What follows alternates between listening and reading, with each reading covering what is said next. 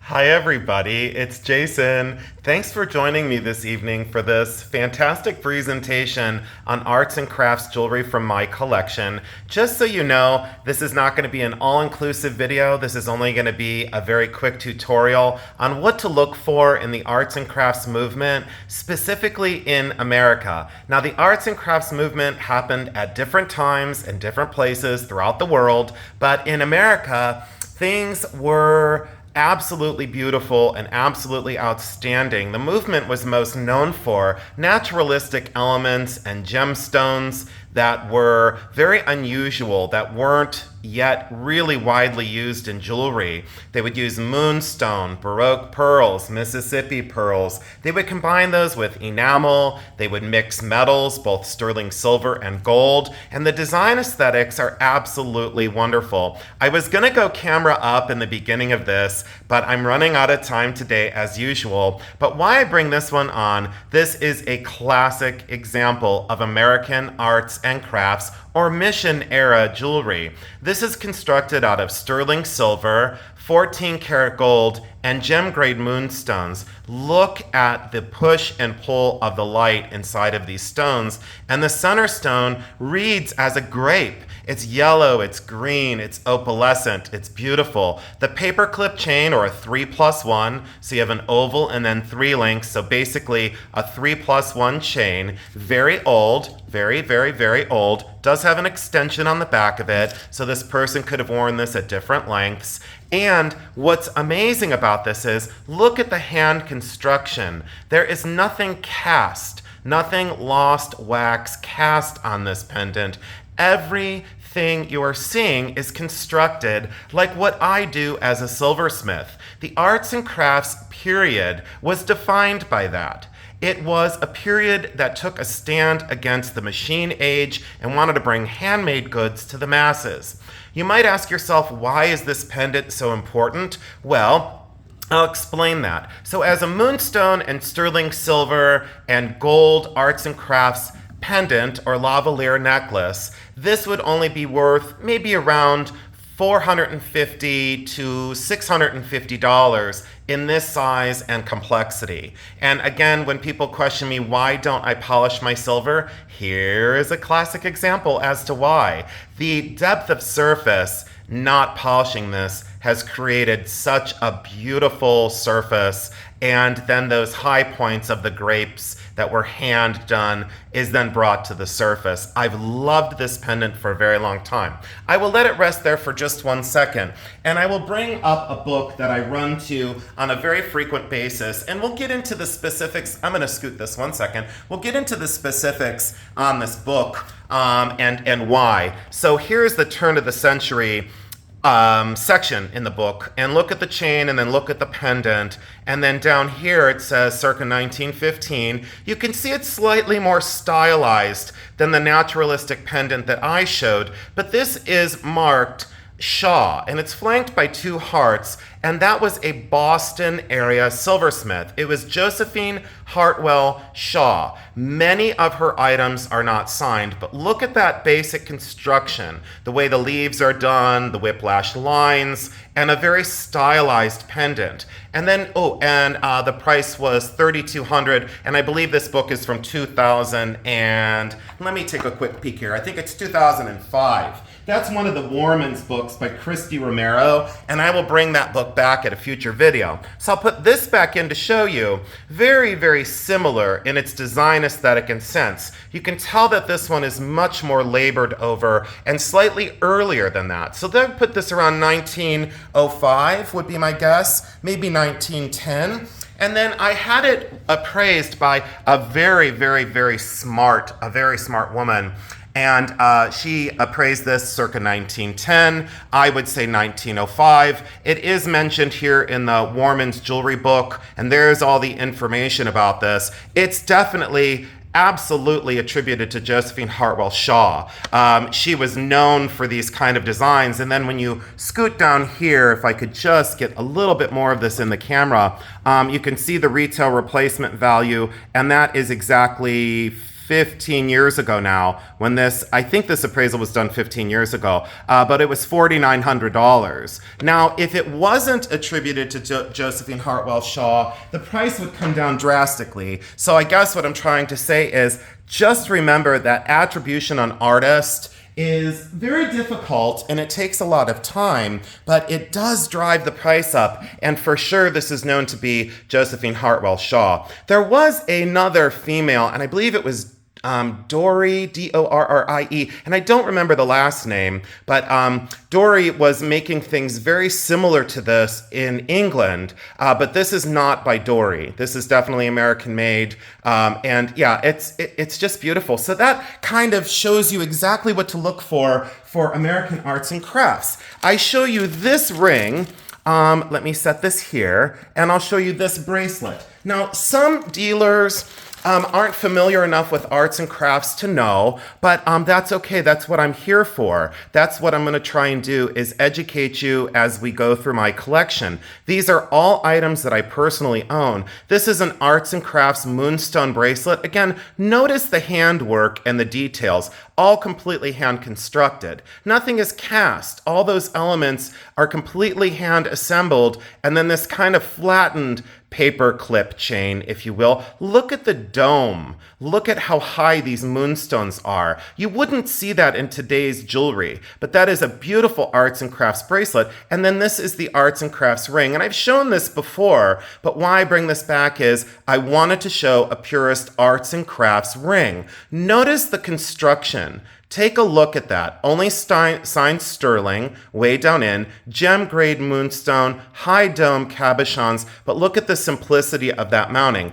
That is not Art Deco. It is not from the 1930s. It is not from the 1940s. It is, in fact, true American arts and crafts, and every single jewelry historian knows this. Some dealers will argue and say, no, that's not. Well, you know what? We will argue because we see things differently when it comes to the history of gems and the construction of some of the items that we're now very familiar with. So all jewelry historians will sign off on that as arts and crafts. So that's the ring and bracelet. That is the kind of thing that you will see from American arts and crafts jewelry. And again, you know, the time period was different throughout the world, and some purists will say that arts and crafts started right around 1890, and that is true.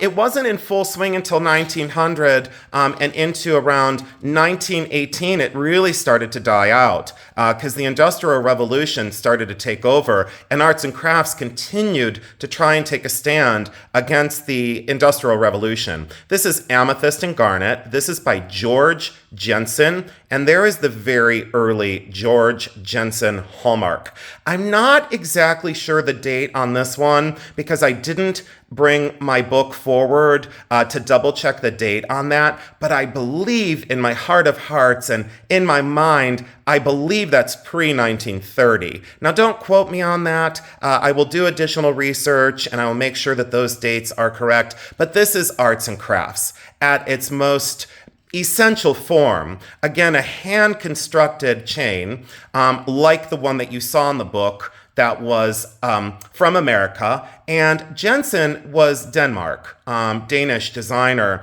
And you can see on the back here, this is all completely hand constructed. Again, nothing on this pendant is cast. Later Jensen was sometimes cast and replicated very quickly. The early, like this, arts and crafts was completely hand constructed. Let me get to the end of this chain, and thank you again for joining in, and I so appreciate your kindness and your respect in my videos. I absolutely love you guys, and thank you so much. Look at the early kind of pass-through or toggle clasp. We see this in jewelry nowadays, but this is very, very old. I think this pendant could even be into the late 20s, if not the early 30s. But I'll double check that hallmark system. And you can also do your own personal research on all of the different hallmarks and their dates and when they were put onto work. But this is 100% arts and crafts. And look how beautiful. Stylized leaves, kind of this little festoon drop here. Beautiful gemstones, very carefully bezel set. Look at the raindrop border around the amethyst, but a sizable pendant, but that says, hello, I am genuine arts and crafts. So remember that for design aesthetics and also some of the stones that were used. They were not afraid to put unusual stones together. This one, people can argue about this one and say, well, that surely looks Art Nouveau. That looks much more Art Nouveau, not by clasp mechanism and not by the basic construction. Yes, the frame is asymmetrical, much like Art Nouveau, but Arts and Crafts was looking over its shoulder at Art Nouveau. I would consider this much more Arts and Crafts. So again, this was made in America. It is sterling silver. It's not signed, but that stone, look at how naturalistic. It looks like a small and miniature painting, green and white and kind of a rusty orange, this whiplash asymmetrical, and look naturalistic. There is a leaf design with the tendril. It was all about nature. It was all about natural and completely hand fabricated. This was not cast. Every single element you see was additively put together, much like my silversmithing. And why I show these things is arts and crafts is why contemporary silversmiths are still here. Arts and crafts is why contemporary jewelers and contemporary silversmiths like myself are still producing. I bent the rules on this one. I believe that this is English arts and crafts. It's much more stylized. The enamel and Limoges enamel is much more English. It's a toss-up. Could it be English? Could it be Austria? It most certainly could be. It doesn't read as America to me. It is a sterling silver frame. The clasp mechanism has been resoldered on this side, I do believe, and that is missing its rollover mechanism. So look at the detail, but I want to show you the design aesthetics. This is genuine arts and crafts, stylized and not really Art Deco. It has a softness or I don't want to say regalness, but it didn't get heavy-handed and angular. It started to go that route, but it most certainly didn't get heavy-handed with angular or triangles or harsh lines. It still has a very naturalistic, even though stylized form. So you can't say that this is Art Nouveau because it's not. You cannot say that this is Art Deco because it's not. This resides in the arts and crafts time period because of the aesthetic. You have to remember that at that time, so many different design aesthetics and time periods were coming together. We can't leave out Edwardian, can we? We can't leave out Art Nouveau, and we most certainly can't leave out Art Deco. This one leans more Art Deco, but is still considered by collectors to be arts and crafts. It's a Limoges enamel. And look at the hallmarks. So definitely from England. Look at the simple clasp there. I would circa date this around 1910, maybe to 1915. It may start to hedge into the late teens. 1918, 1920 at the very newest. Why I included this is I loved this. And again, this is a transitional piece. Can you say it's arts and crafts? Sure. Can you say it's Art Deco? You absolutely can. And like I've said, there's no fighting in jewelry. There will be transitional items such as this. So that's why I show you these things. I want to make sure that you understand the different designs that went into these things. This brooch is incredible, and I'll get into the maker on this one eventually. I'd like to do a whole video on this, but I show you this because design-wise, this is 100% what arts and crafts is most known for. Look at the naturalistic lines. Look at the curvilinear and kind of, very symmetrical, but still very drippy and still very reminiscent of Art Nouveau, but more stylized, not as whiplash, not as fanciful, not as ornate, distilled down, if you will. So understand that the arts and crafts time period was again looking at things from the past, but also taking a stand against the machine age. And this is all completely hand constructed out of sterling silver. I believe this is sterling. This one might be 830. Oh, it is 830 silver. So 830 parts per thousand. So that's slightly less than sterling silver. But look at that and look at the naturalistic design. And it's so large. Absolutely beautiful. And this is not American. So we'll get into this one and, a Scandinavian masterpiece, if you will, just really absolutely beautiful. And that was again, I keep trying to say that in different places, different things are happening. These are a great example. So I go with this one because it leans Art Nouveau. It sure does. Charles Horner with this simple rollover mechanism, very much so. Art Nouveau because it's very scrolled and it's very whiplash, but then this highly stylized drop thistle that is glass. It is not a gemstone, that is faceted glass, but look how sweet that is. Again, I picked this up for very little money. I think it was like $3 or $4 at a flea market, but as a Charles Horner original, years ago, this was like $200. Now it's down to around $100 and maybe $90, it just depends on who you ask, but that's just so fantastic. So absolutely beautiful. I love that. So, on to why I put this one in with that one. This is about the same time period, and this is from America. And these pearls are natural pearls, very closely matched. There is a variance in shape, and some people might say these are from the Mississippi River. I'm not 100% on that on this specific brooch. But again, look at the rollover, so you know that that's post, I guess I could say post 1925 on this one. So slightly later than the one I just showed, so you'll have to forgive that. But look, it's completely hand constructed. Raindrops and bezels, and each bezel is carefully hand selected for each stone. Very large. I think this is almost 3 inches across, but that's American arts and crafts. That is arts and crafts all day long. Some people would say enough streamlined to be Art Deco. It's headed towards Art Deco for sure, but that is definitely still not an Art Deco thing. Not with those naturalistic and slightly unusual pearl stones. So we'll go into, and thanks again for sticking with me. I really appreciate it. This one, I'll bring this one back. Again, you will see things that look slightly Art Nouveau. You will look at this design and say, well, that sure looks Art Nouveau to me. It's still distilled down enough to be considered arts and crafts. So we would put this in the arts and crafts movement. And if I took this off of here, there's just a very simple, see the very simple, let me see if I can get in there for you. Ignore my dirty hands. There's a real simple C roll, like the C clasp. And that puts this earlier than 1915. So this one's, I believe I dated this one, when I found the date of this one, I believe it was around 1908 or 1909. And I didn't know the artist on this. It's fully hallmarked on the back, solid sterling silver. And look at how the enamel looks like faux cabochon stones. I'm gonna try and hold still.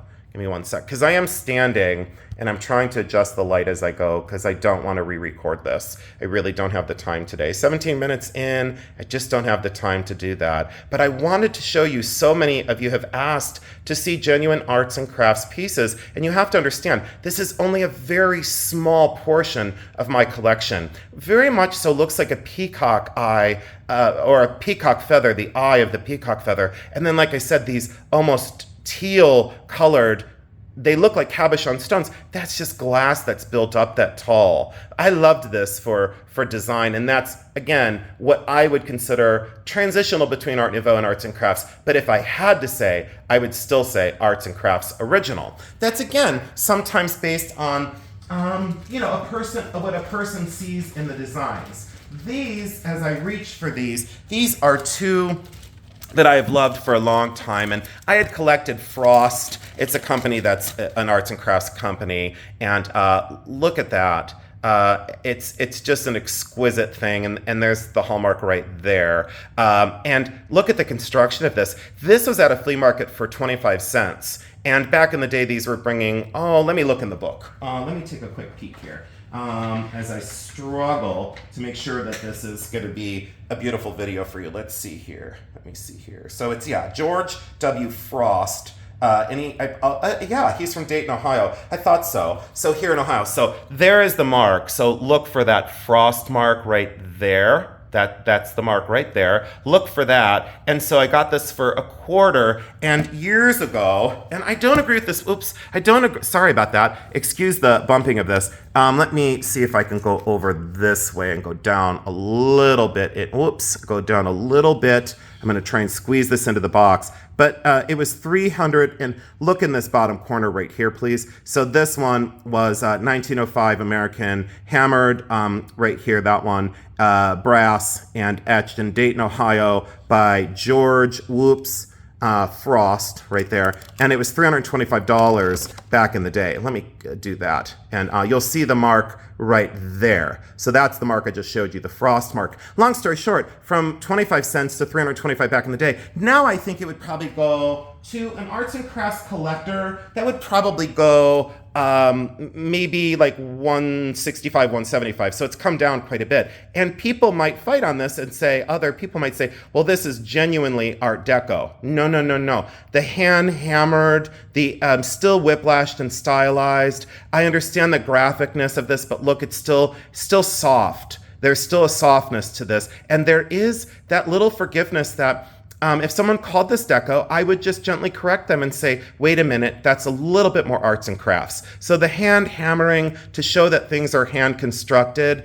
that's a telltale sign that we're still in the arts and crafts movement. And there again is the Frost hallmark. Right there, the little triangular. So I wanted to show you some of the marks and some of the makers and a lot of the materials of the arts and crafts time period. Again, please understand this. This is probably the first of maybe 3 or 4 or who knows, 5 or 6 or 20 videos on arts and crafts. I've collected it for a long time. This one's also arts and crafts. This is acid etched. So this is not chased and repoussed. This is die formed. So the billiken, the good luck billiken, is pushed from behind. And that's machine die stamped on there. Then an artist in the arts and crafts time period, late arts and crafts, went in and did a wax resist, and then this is all acid etched. When you see this kind of acid etched surface, and again slightly rounded corners, that is 100% American arts and crafts. This is very large, 3 inches by, I believe, 2 inches.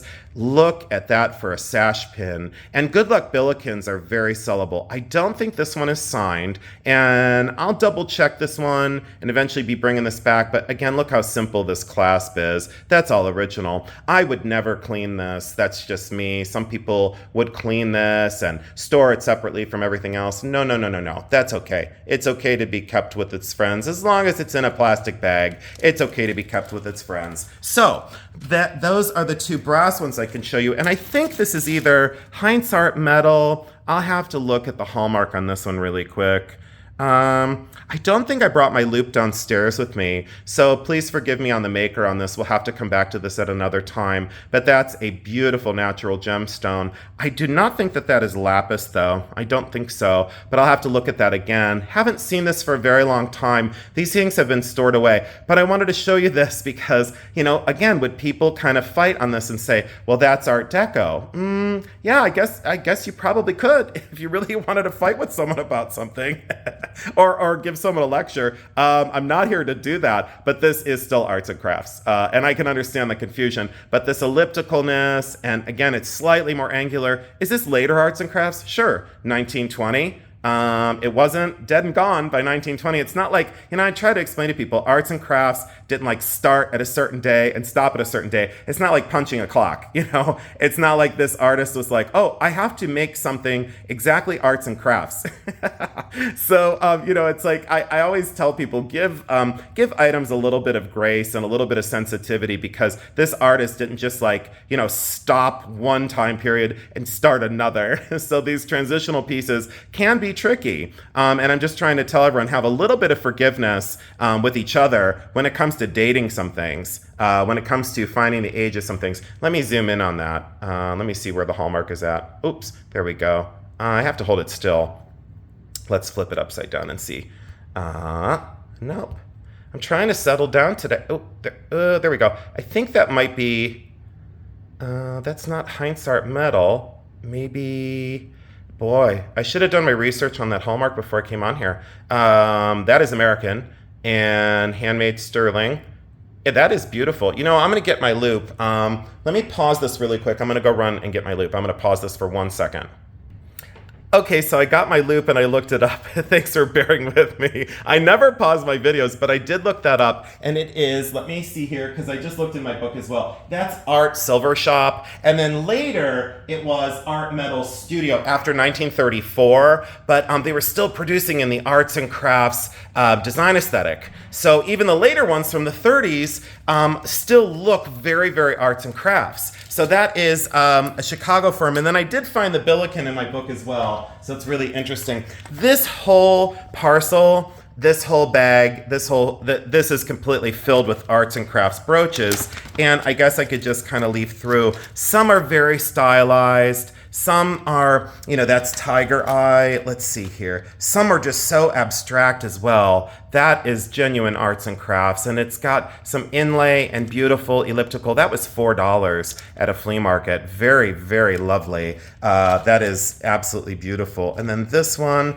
let me see if I can grab some of these ones that are on the surface. But a lot of these are just handmade little bar pins. This one, let me show you this one. I think this was, again, $1 or $2 at a flea market years ago. That is genuine arts and crafts. See the naturalistic design?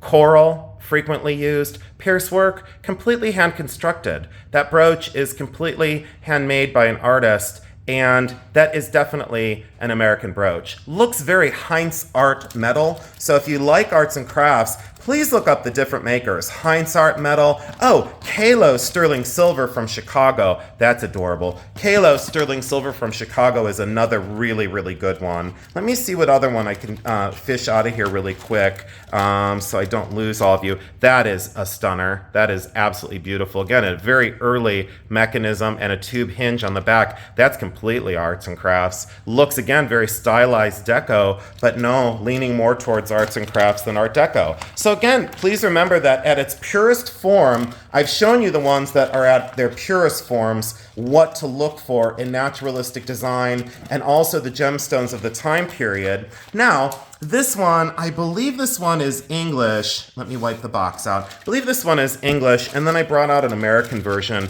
So this one is Arts and Crafts from England, very much so in the mindset of Liberty and Company. This one is signed.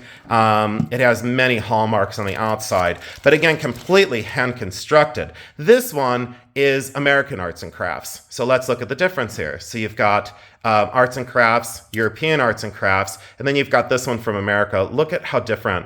And they're both from relatively the same time period. This one's slightly older because the just little rollover, and this one has this as its mechanism. I believe that, yes, that's been replaced. This one is sterling silver. Again, look at the difference, and look at this tree. I've always loved this one very much. Never figured out what it says around the outside, but I'm most certain that someone's going to tell me. Someone's going to translate that and put it down in the comments, because you always do. Never took the time to translate that, but I'm sure it's a beautiful saying. Tube hinge on this side, arts and crafts, and you can see that this is completely repoussé and chased. So chased and repoussé, pushed from behind and then hammered from the front to put in more detail. So, but I love the oxidation in that highly stylized, big, thick, old regal tree, but I love that. And the touch marks down here, a fantastic arts and crafts brooch. So that, that typifies, again, the arts and crafts movement. So I'll put those away, and then we're going to go into something that I still haven't done a ton of research on, but this one is, this one's a wild one. This one is just fantastic. Two stylized birds, again, leans very Art Deco, but its sensitivity in its hand construction, and then this hand-hammered or handmade, very much so a trophy of handmade. Hand-hammered sterling silver, applied veins or applied wing lines, and then these also soldered on tubular eyes, very stylized birds. And look at that construction. So again, arts and crafts. Arts and crafts, mission era, and really nice. This is later. This leans definitely much more deco, but still we would consider it a transitional piece between arts and crafts and deco. The butterfly wing pieces, a lot of people will say that they're deco. Well, they didn't start in the deco time period. And this one is a classic example. Arts and crafts flower at the top. That's definitely not Art Deco. And then a butterfly wing underneath glass, but it's huge. And these are always English. This one's sterling and gigantic. I've often loved my butterfly wing jewelry, so there's that one.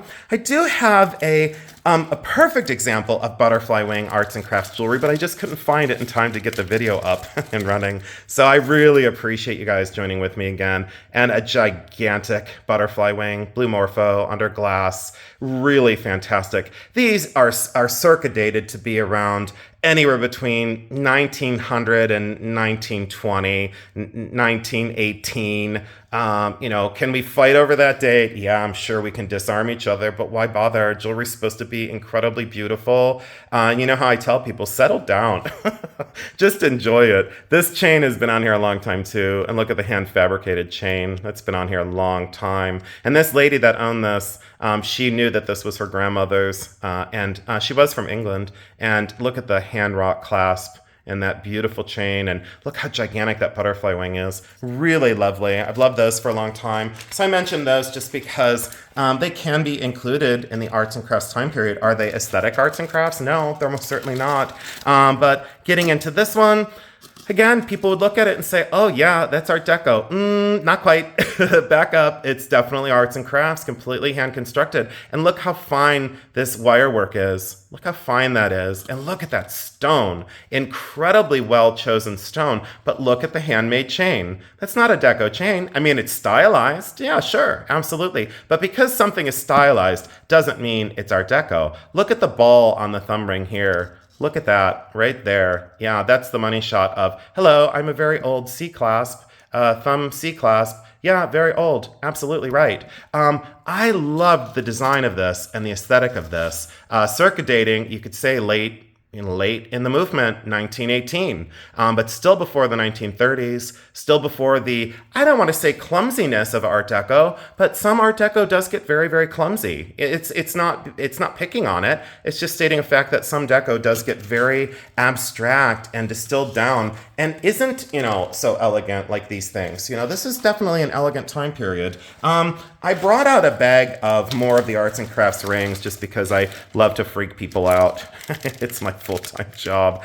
This one, again, arts and crafts, and I believe that's Hessonite garnet. I think they're orange garnet in that one. I had these all labeled and tested at one point. That one's citrine, and that one is definitely, again, an arts and crafts original, but I'll take that out of the bag just because I really love this one. And thanks again for bearing with me. I think I sound a little moody because my back does hurt a little bit today, and I'm leaning over to get this video done because I'm not in my normal environment, shall I say. But look at that. Isn't that beautiful for an arts and crafts original ring? That's stunning. Could they have made these as late as the 30s? Absolutely. Sure. Absolutely. It's not like something started and stopped. Like I've said before, I've told people, it didn't just start and stop. It had there has to be some sort of grace in this whole thing, and some of these look definitely slightly older. And there's one in my book. I'll have to reach for my book because we go to the books. So would someone say that's Art Deco? If they did, they're out of their mind. They're nuts. That's arts and crafts. That's 100% arts and crafts. And look at that color of turquoise. What on earth is going on? Blue and green with yellow matrix, and then a completely hand-constructed mounting. Let me reach for my book as you take that in, but naturalistic and still stylized. So everyone in jewelry history would say, yes, Jason, that is arts and crafts. And I would say, yes, it most certainly is. Is it the height of arts and crafts? No. Did the time period ebb and flow with design? Yeah, it sure did. Absolutely. So let's go to like this one down here. Let me make sure that I can get this. Well, I don't know if I'm going to be able to get this in. I'm going to have to fold this book a different way the next time I do this. But see that stylized, the stylized flowers that I just showed you? Slightly different because this one's gold. But then when you look down here and you look at this one, look at the naturalistic design on that one right there. So I wish I could go down a little bit further, but that for sure is arts and crafts, American arts and crafts. So you look at these kind of design aesthetics and you say, oh, now I understand. And look, doesn't that look just like the leaves and the vines and the flower that I just showed you? That's very much so close to the flower on the butterfly wing pendant. You can't just say that because that's the flower, it's arts and crafts. No, it's the whole thing. It's this whole design that took place at that time period. And that one is dated to be right at 19, it looks like 1918, 1920, according to the book. So it's slightly later in the arts and crafts time period, but when people say, Art Deco was this and Art Deco was that, it just didn't start, There was a leading up to that. This is for sure arts and crafts as well.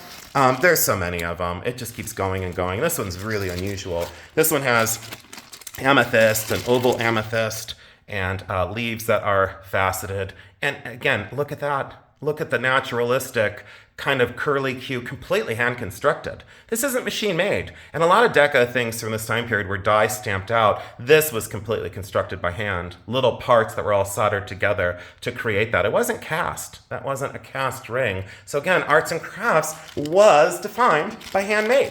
And that's exactly what that is with beautiful amethyst stones. Now, there's like 8 million more.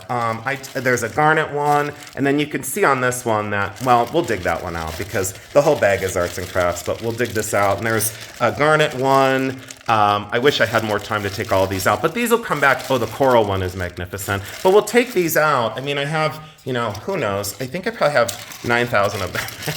I spoiled myself. This one I think is signed. Let me see on the inside here. Oh, it is right there. It's signed on the inside, Arts and Crafts, and that might be Art Metal Studio again. I think it is Art Metal Studio. No, I don't think that's right. I think I have that one wrong. But there's a lot of wear on this. It's a pale amethyst, but you can see that that is completely Arts and Crafts. Hammered design, hammered and applied leaves, again, completely hand constructed. So does it look like the rest of them? Sure does. Does it look like this earlier one with the leaves? Yeah, yeah, kind of same thing. I mean, different colored metal. And you can see that these leaves are slightly less refined.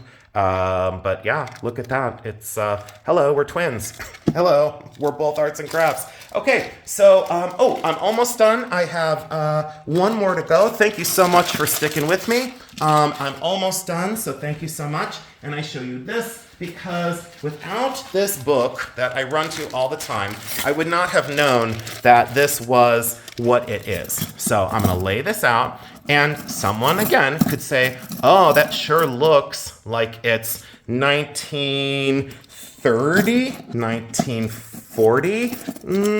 Okay, I could understand that. But maybe in your mind you should say to yourself, hey, was 1930, 1940 looking at a slightly earlier production?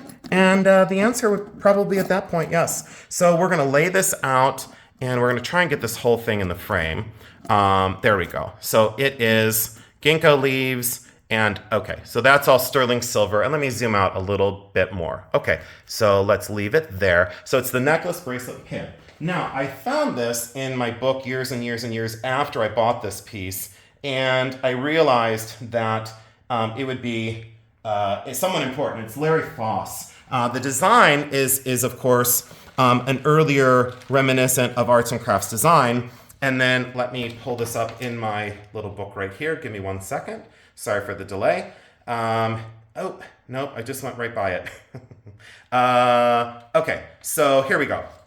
As an American arts and crafts producer, this is slightly later, and it is into, it looks like the 30s and 40s. So there it is on my appraisal, and as I zoom out, it is Larry Foss and Lawrence Foss. Oops, and that was appraised for $5,000. That was. So way back in the day. And I say to you that as an American arts and crafts producer, Larry Foss, let me look up that information really quick on Larry Foss. Thank you so much for bearing with me. It says right in here, unmarked by Larry Foss, and it was in my book. So let me turn this upside down. Boy, this is a messy video.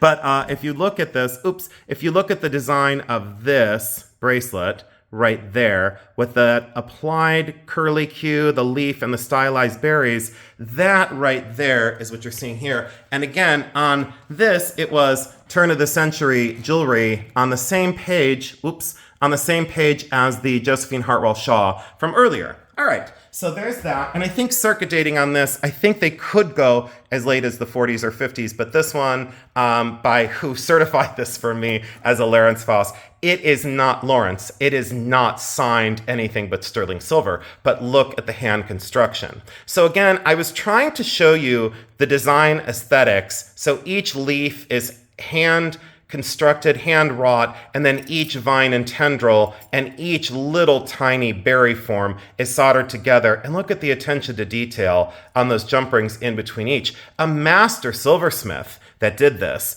And the one in the book is not marked Lawrence Foss either, and it's Foss for Foss, in case you want to do additional research on Lawrence. But Lawrence, I want to say Larry, but I'm not best friends with him, obviously. But look at the ginkgo leaves on that. We would have been friends back in the day for sure, and the construction, just really beautiful, only marked sterling. But look at the construction on this with these stylized ginkgo leaves. So again, this is a classic example of slightly later American arts and crafts jewelry, but don't be too quick to judge arts and crafts as Art Deco, because when it did get stylized and distilled down, it was still considered American arts and crafts. So I leave you with that, and I hope this video helped kind of get a baseline for arts and crafts. I hope I covered enough information. I hope you understand a little bit more about the design aesthetic, and also some of the materials that were used. We'll dive much, much deeper in future videos. I so appreciate your time. You know how I always end this because it's true.